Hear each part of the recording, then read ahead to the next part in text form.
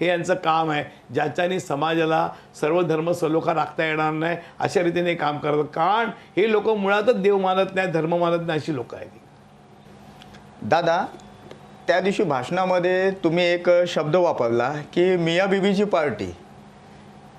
याचा अर्थ काय समजायचा लोकांनी? याचा अर्थ असा की मिया आहे तो ह्या लोकांना तिथेच बसलेला असतो, त्याचे सगळे भाऊ पण तिथे बसलेले असतात. त्या कार्यालयामध्ये एक पण भाजपचा माणूस बसलेला नसतो, कारण तिथे भाजपच्या माणसाला तसा प्रवेशच मिळत नाही. आणि हे जी सगळी कुटुंब जे बसतं ह्यांचा एकच उद्योग असतो, कॉन्ट्रॅक्टदाराशी कशी चर्चा करायची, त्याच्यात आपला शेअर ठेवायचा. त्यामुळे मी ते मियाचं ते काम सांगितलं. पण जेव्हा निवडणूक आली तेव्हा हाच माणूस प्रत्येकाशी बोलतो, प्रत्येकाचे इंटरव्ह्यू घेतो. म्हणजे खरं जिल्हा कार्यालयावरही इंटरव्ह्यू व्हायला पाहिजेत, मुलाखती व्हायला पाहिजेत.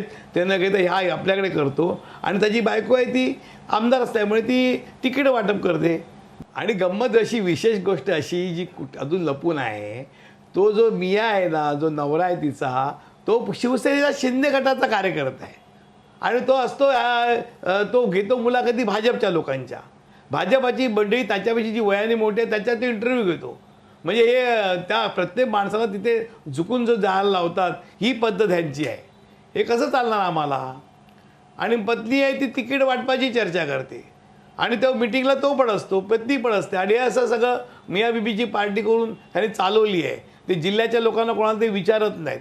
हाच एक मत जो सत्तेवरती आपली माणसं पक्षामध्ये प्रबळ करायची, आपला एक प्रभावी गट निर्माण करायचा, हे या दोघं मिया बीबीचं काम आहे. भाजपला लागलेला व्हायरस आहे हे लक्षात ठेवा. मिया बीबी हे भाजपला लागलेला व्हायरस आहे, जो भाजपाला ची ताकद कमी करायला त्यांनी घेतलेली आहे आणि स्वतःची